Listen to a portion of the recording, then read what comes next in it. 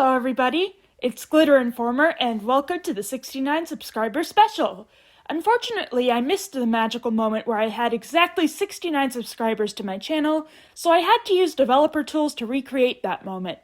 I'm really grateful for all of the support that I've been getting on my channel. It's thanks to everybody who watches these videos that this isn't just me screaming into the void about my favorite TV show. With that out of the way, it's reviewing time. Our episode begins with Sora going out for a jog before dawn, reaching the top of the hill just in time to see the sun begin to rise.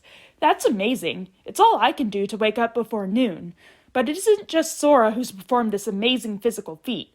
Mashiro has joined her in her morning jog, and unlike Sora, who's doing just fine, Mashiro is panting like crazy and can barely stand. Honestly, relatable. I know we just started, but let's pause the plot for a bit and talk clothes. Remember when I said in the episode 2 review that Sora would be wearing her new outfit that Mashiro bought her for the rest of the show? Turns out I was wrong. She's actually gone back to wearing Mashiro's old tracksuit for this morning run. And it isn't just Sora who isn't wearing her usual outfit. Mashiro's also got a special running outfit on, and it's an outfit we've never seen her in before. I'm getting the feeling that Hirogaru Sky has more budget than the average season since the wardrobe is less limited than usual. Okay, back to the story. Turns out Mashiro joined Sora on her morning jogs because she felt like a burden last episode when Cure Sky had to save her and Elle from a bullet shot by a Ronborg, and all Mashiro could do is sit there cowering behind a boulder. Maybe if Mashiro were more physically fit, she could be helpful. But as Mashiro says, a journey of 1,000 ri begins with a single step. Now, what's a ri? A ri is an old Japanese unit of measurement for distance based off of the Chinese li. That's why the proverb is known over in my country as, a journey of 1,000 miles begins with a single step. Turns out, cultural differences are a thing for Sora too, as she isn't familiar with the proverb at all, and Mashiro has to explain it to her. Sora writes it down in her handy-dandy notebook, and Mashiro is shocked to find that Sora is writing the proverb in Japanese. Yeah, I forgot to tell you that even though the people in Skyland speak Japanese for some reason, they have a completely different writing system. Sora's had to teach herself the Japanese writing system all by herself, which is no small feat. Mashiro recognizes this too, and she's so shocked that she squeezes the water bottle she's been holding too tight and a bunch of water comes out in an arc, creating a faint rainbow. I actually didn't notice this rainbow until Cure Neko 1232 from the Pedicure Wiki pointed out that it was foreshadowing for later. Sora says she's practiced 5 letters every morning, so she's been getting better little by little. If we look at all of the characters in the proverb that Mashiro taught her, plus a couple other characters we see she wrote earlier in her notebook, that's 13 total letters, which means she's been practicing for at least 3 days. Anyways, Mashiro asks Sora if she can get just as good at athletics as Sora by practicing little by little just like Sora's doing. But Sora tells her there's no need. She's good just the way she is. Then, Sora's stomach rumbles, so she runs back home for breakfast and drags Mashiro along with her. After Sora and Mashiro are back at the house, a conspicuously CGI car drives up, and we're introduced to a new character. Meet Ageha Hijiri, an energetic 18-year-old blabbermouth who's Mashiro's childhood best friend and also kind of a ditz. She gives a big old hug to the first person she sees when she comes in and is like, "OMG, Mashiro, it's you! Wait a minute, why is your hair blue now?" Before she finally realizes that, wait a minute, that's Sora, not Mashiro. Sora is absolutely flabbergasted by this stranger who violated her personal space before she even got to know her name. But fortunately, Ageha has an entire fully illustrated PowerPoint presentation on her tablet to introduce herself. Ageha and Mashiro used to live in this very town when they were kids, but unfortunately, Ageha's mom had to screw everything up by getting another job and forcing Ageha's family to move away. Ageha got angry and decided to run away from home to stay with her best friend. The PowerPoint presentation is apparently several hours long, so Mashiro makes her cut it short. Ageha interprets cutting it short as listing a bunch of random facts about herself. This means that, amongst a bunch of other things, we now know that Ageha's birthstone is Peridot, meaning her birthday is sometime in August. Unlike Sora, Mashiro, and Elle, who have specific birthdays according to the Pedicure Wiki, we don't yet know when Ageha was born exactly, but maybe we'll get more information eventually. Frankly, it's odd that Ageha's information hasn't been added to the Hirogaru Sky website, since it's pretty obvious that she's going to be Cure Butterfly. I mean, look at her. Her theme color is pink, she has a very similar hairstyle to Cure Butterfly, and the director said in an interview that Cure Butterfly would be 18 years old. Just add Ageha's bio and civilian design to the site, Toei. You aren't fooling anyone. Now that Ageha's introduced herself, Sora does the same. She tells Ageha that she and Elle came from another world. Then, when Mashiro gestures at Sora to keep mum, Sora blurts out that Mashiro's right because it would cause a huge stir if everyone on Earth found out the Skyland exists. Looks like keeping secrets just isn't Sora's thing. And unlike the crowds in episode 2, Ageha doesn't just mysteriously forget about what Sora said. However, when Sora begs Ageha to forget what she just heard and Mashiro says that she can't tell her Sora's secrets, Ageha agrees and says she hopes Mashiro can tell her someday. Ageha's really nice so far. She may have no filter, but hey, I have no room to complain in that regard. And on top of that, she's really respectful of her friend's boundaries. I really look forward to seeing more of her. Oh, and in case you don't believe me about Ageha being Cure Butterfly, Yo-Yo is right outside the house having tea time with that orange bird, and she says fate is doing its work again. So Ageha will be important later, and so will that bird. I will not let you forget about that. Sora, Mashiro, Elle, and Ageha head out of the house. It turns out that Ageha's interviewing for a job at a nursery school right here in Sorashido City. Mashiro tells Sora that Ageha's always wanted to be a nursery school teacher. Sora asks Mashiro what she wants to be when she grows up, and Mashiro freaks out because even though Ageha knows and all of Mashiro's classmates know, Mashiro herself has no idea. In fact, she doesn't know if she can become anything at all since she doesn't have any talents in particular. Then Mashiro notices a tiny little pig walking towards a basket trap. The pig might not be anthropomorphic, but from the purple skin to the mohawk, it's unmistakably Kabatone. What's more, the thing inside the trap that's luring the pig in is one of the poison mushrooms from last episode. Naturally, Mashiro sees right through the ruse and realizes that Kabatone's up to something. But guess who doesn't? Sora! As soon as she notices that a little piggy is in danger, she rushes in to save him without a second thought. She even picks tiny Kabatone up and stares him straight in the face for several seconds while warning him not to go near traps like that again, and somehow doesn't realize that the pig that is obviously a tiny Kabatone is Kabatone. This is just out of character. Sora may have done things before that come across as ditzy, like not even attempting to hide that she's Cure Sky, or not realizing that she can buy clothes other than tracksuits, but that isn't because she's stupid. She just has different values than the average person. Sora, unlike most people would in her situation, doesn't care if people know about her secret identity, instead caring more about making sure the masses know that they're all right and that the threat has been vanquished. It's only after Mashiro says that she cares about not being the center of attention that Sora tries to keep a lid on things. And as for the tracksuit thing, Sora is from Skyland and has no idea of Earth fashion. This here, though, this is just pure idiocy. Episode 1 showed that what makes Sora such a good fighter isn't just her brute physical strength, it's her cool head when the chips are down. The reason Kabatone defeated the entire Skyland army but not her is that the army charged right at him while he was charging at them, which didn't work because Kabatone was so physically strong. Sora instead leapfrogged over him when he charged at her, thus avoiding his momentum entirely and enabling her to snatch Elle out of his arms. Sora is not a hot-headed idiot, or at least she wasn't until this episode wrote her into being one so the plot could work. Seriously, even the baby could recognize that it was Kabatone all along. How is Sora less intelligent than a baby? Anyways, Kabatone transforms back into his usual form, producing a cloud of smoke. While Sora is distracted, he snatches the transformation pen off of her. He then turns the poison mushroom into a Ronborg.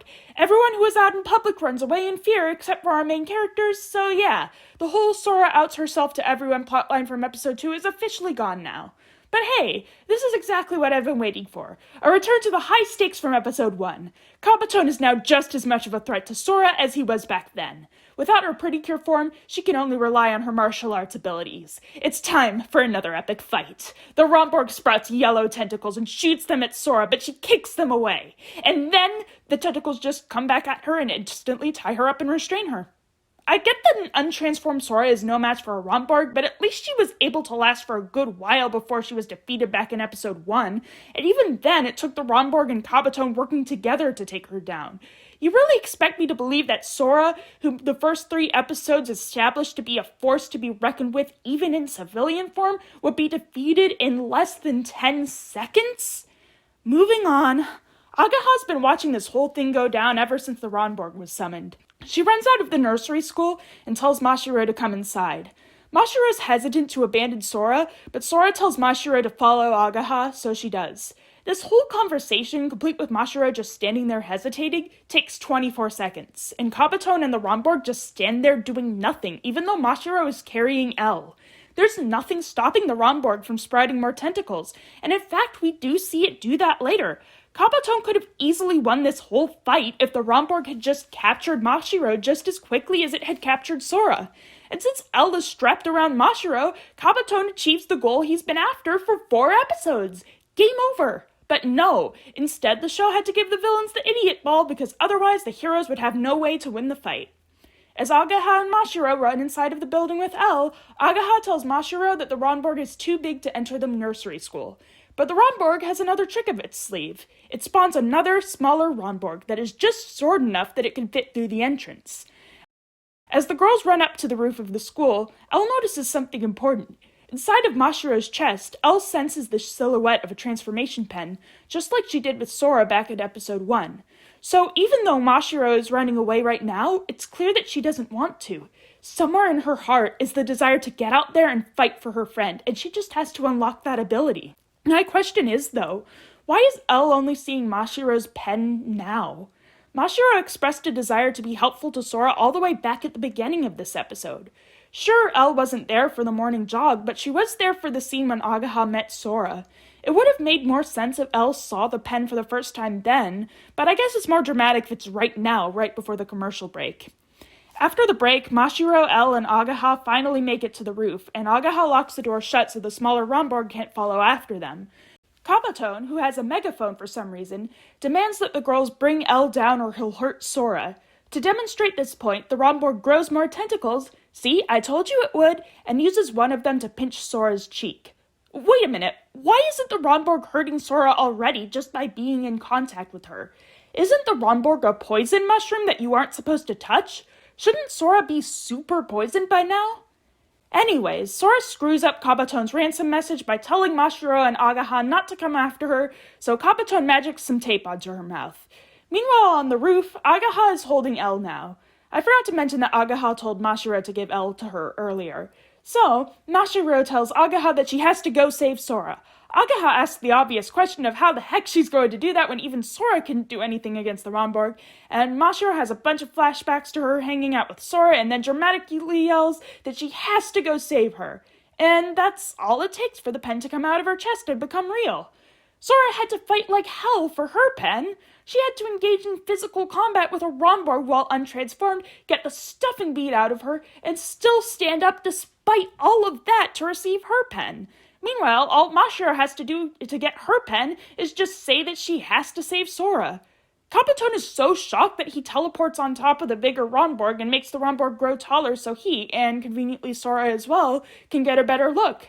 This means that the Ronborg is still able to grab and restrain any of these people, keeping Mashiro from transforming into a pretty cure and also allowing Kabatone to nab Elle. But of course, Kabatone won't have the Ronborg do this obvious thing because then the show would be over. So, now's Mashiro's chance to grab the pen that's floating right in front of her, transform into a pretty cure, and save her friend. And she doesn't, because she thinks she's not good enough. Look, I get that this episode is about your self-esteem issues, Mashiro, but your friend is in danger, and this is your one chance to save her. You might not be good enough to be a pretty cure, who knows? But you can either do your best and try anyways, or you can give up, do nothing, and definitely fail at saving your friend. Grab the pen now, and talk through your self-esteem issues later. But of course, that's not what happens because the show wants the dramatic moment where Mashiro overcomes her internal issues and transforms both internally and externally at the same time. Fortunately, Ageha, who is the best part of this episode, swoops in for the save. First of all, when the smaller Ronborg bangs against the door, Ageha tells it to shut up, and the Ronborg actually obeys her. That's awesome! Second of all, Ageha reminds her of the day she ran away from home crying after her family moved. Mashiro found her, and with a smile on her face, offered to escort her home. Ageha asked how Mashiro could be smiling at a moment like this. Mashiro replied that she was just as sad as Ageha, but if she cried, then Ageha would cry even more. From that moment, Ageha learned something from her childhood friend. Kindness is its own strength, and Mashiro has that in abundance. Ageha doesn't know what that pen is in front of Mashiro, or what a pretty cure is, or who told Mashiro that she wasn't good enough, but she assures Mashiro that she is due to the sheer power of her kindness. This finally gives Mashiro the courage to grab the pen. Once she does, Elle shoots a beam at Mashiro, creating a disc thingy for her. A pink disc thingy. Isn't Mashiro supposed to be a white cure, not a pink cure? I get that it's light pink, but come on, it wouldn't have been that hard to create a white disc thingy. Whatever. Mashiro has her transformation devices, and not a moment too soon, because the smaller Ronborg has grown enough to burst through the ceiling and jump towards her. Why didn't it do so before? I don't know, probably because it took a lot of strength to break the ceiling and it was only just now able to manage. Anyways, Mashiro finally transforms into Cure Prism. So, it's time to look into another transformation sequence, and once again, I'm not as fond of this transformation sequence as most other viewers online have been. Now that I've seen 2 transformations in this season, the things that really brings them down for me is just how similar they are.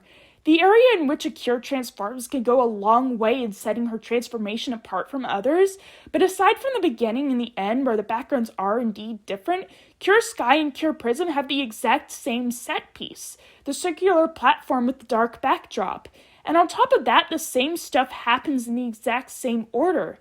The clothes appear in the same order, the jumping off the platform part that I forgot to mention in episode 1 happens at the exact same time, the exact same messages appear on the platform, and they even say the exact same dialogue during the sequence. Everything of note that I thought was really cool in Sky's transformation happens in Prisms. The split-screen monochrome close-ups of the parts of the outfit and the Cure's name appearing behind her at the very end. While it's cool seeing this stuff appear again, it also means that the only memorable thing Cure Sky has to herself in her transformation is the split-second bit where the wings appear when she poses, and Cure Prism has nothing to herself. On top of that, although Cure Prism's transformation isn't static by any means, it's still less dynamic than her partner's. The one thing that she does better than Cure Sky is not break her spine in two. Oh, and one more thing. At the beginning of the transformation sequence, Cure Prism's stick thingy lights up green. I guess all the Cure stick thingies are going to do that, regardless of their theme color. I guess green means go, so it makes some level of sense. Well, regardless of how we got to this point, we now officially have our second cure, Cure Prism. The Ronborg on the roof jumps at her and she leaps away. Unfortunately, she's not used to having so much power yet and she launches herself too far, all the way towards another building entirely. Fortunately, she does a wall jump off of the building and flings herself right back towards the Ronborg, which she kicks right into Kabatone. This causes Sora's pen to fall out of Kabatone's hand. Cure Prism then shoots projectiles at the bigger Ronborg. I think it's really cool that they gave Cure Prism this ability to make up for her not being as skilled at hand-to-hand combat as Cure Sky. By giving each of the Cures different roles, Cure Sky melee and Cure Prism ranged, it drives home the lesson that everybody has their own strengths just by being themselves. The projectiles weaken the Ronborg enough that the tentacles binding up Sora loosen. She slips out of them and swings back and forth on one of the tentacles like Tarzan, allowing her to lift off into the air and catch the pen as it falls to the ground. She then transforms into Cure Sky midair, but not before ripping off the tape on her mouth. You'd think that since we've already seen a full transformation sequence this episode, and we've already seen Cure Sky's transformation 3 times before, they'd shorten Cure Sky's transformation sequence this time around. But they don't. I guess Toei really wanted to save their animation budget this time, huh? This means that this episode consists of a total of 2 minutes and 29 seconds of transformation sequence stock footage. Not counting the opening and ending themes, title card, eye catch, and next episode preview, this episode is 20 minutes and 8 seconds long, meaning that over 10% of this episode is transformation sequences. I understand that this sort of stock footage is the hallmark of the genre, but there's a reason that when multiple magical girls transform, their transformation sequences are usually edited together and abridged for the sake of time. Obviously that shouldn't have happened this episode. Playing Cure Prisms out in full was the right choice since she's the focus of this episode. But maybe shorten Cure Skies just a little bit, okay? Now that there's 2 of them, the smaller Ronborg charges at Cure Sky, but Cure Prism intercepts it with 2 big projectiles. It's neat that she has multiple varieties of projectiles. The smaller ones with a fast rate of fire that she used earlier, and now these ones, which fire more slowly but are bigger and seem to have a stronger effect. But although ranged attacks are Cure Prism's specialty, she can also give plenty of rapid-fire punches too, which she does. Now, it's time to finish the Ronborgs off. Cure Sky takes out the bigger Ronborg with her Sky Punch. Then, we're introduced to Cure Prism's finisher attack, Prism's Shot. Honestly, it's underwhelming. And to explain why, I'm gonna have to tell you what exactly Sky Punch is, because all I've ever told you about it is that it's a punch. But it's not just a plain old punch. It might just be the greatest starting attack in the entire franchise. Cure Sky launches herself into the air as a blast of white smoke appears behind her. Then she launches herself towards the camera. She touches down on the ground, and then, as she throws her punch, a fist-shaped blast of blue energy launches itself at the target, vaporizing it in a blast of feathers. This isn't the first punch finisher in the franchise, but it's certainly the best executed one. Now, what is Prism's Shot, on the other hand? Well, Cure Prism creates a giant pink orb above her head, which makes no sense because she's supposed to be a white Cure, and then the camera spins around her and she launches the orb at the enemy. That's it. It's just another shoot projectile at enemy attack in a huge sea of them in the franchise.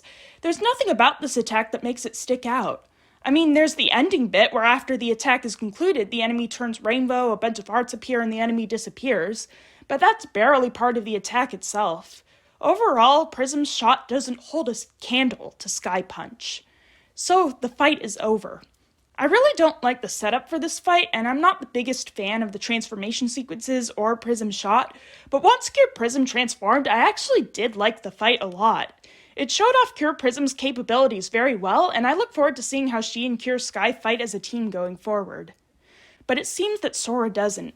After the girls turn back to their civilian forms, Sora runs over and apologizes to Mashiro for not being good enough to protect her. But Mashiro, echoing Ageha's words to her, tells her not to let anybody make her think she's not good enough. Ageha runs over and tells the girls that they were both amazing, and Mashiro returns the compliment by telling her she did a good job protecting Elle. And with that, all we have left is the ending theme and the next episode preview.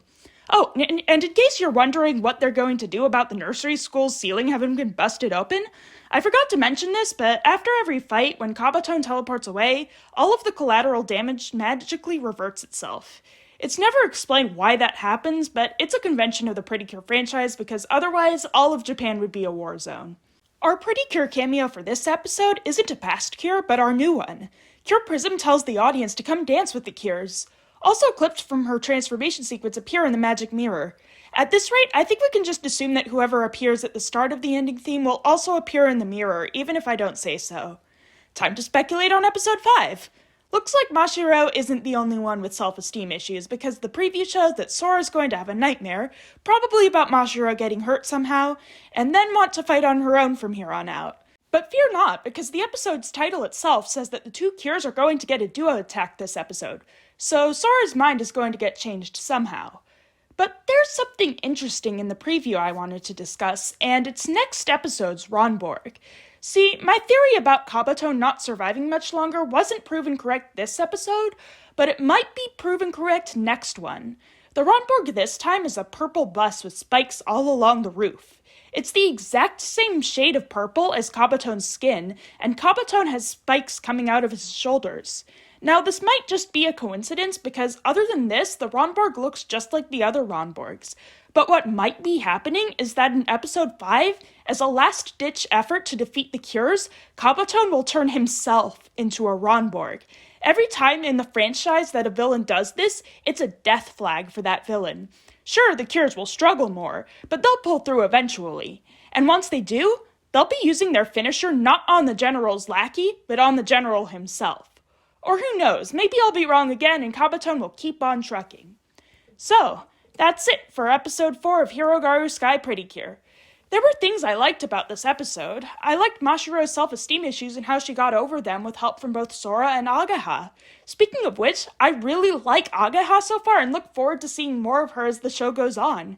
Given the slow pace of the show so far, it might be a while until Ageha transforms, so it'll be interesting to have a civilian in the know about Pretty Cure. Perhaps she'll play a role in protecting Elle while Cure Sky and Cure Prism fight. But that doesn't change the fact that this episode had a lot of shoddy writing that dragged it down, and ultimately, I can't give it the seal of approval like I did with the first 3. It's a shame because the bare bones of this episode are fantastic. Not only does Mashiro have to deal with her inferiority complex in order to transform, but Sora also gets her pen stolen and is forced to fight a Ronborg while in civilian form. This should be a return to the stakes of episode 1, but instead, we have Sora being rewritten into a weak idiot who gets defeated in less than 10 seconds and is literally outsmarted by a baby, also that there's room for Mashiro to join in as Cure Prism. And on top of that, Kabatone and his Ronborgs are also ridden into making idiotic decisions solely so that the protagonists don't lose the fight right away. When both sides of the conflict are idiots, the stakes are lowered and the show becomes less entertaining and more frustrating. What's especially frustrating is that all of the problems I had with this episode's writing could have been easily fixed. First of all, do away with the obvious trap that Sora falls into. Instead, have Sora and Kabatone engage in hand-to-hand combat just like in episode 1. Remember the fart scene? I'm sure you do. Who can forget it? Well, Kabatone swiped L right out of Sora's hands without making Sora look like an idiot. Using the fart again would be boring, but maybe Kabatone could use some other tactic to swipe the pen off of Sora in the middle of the fight without the writers having to lower her intelligence. Second of all, make Sora last longer against the Ronborg.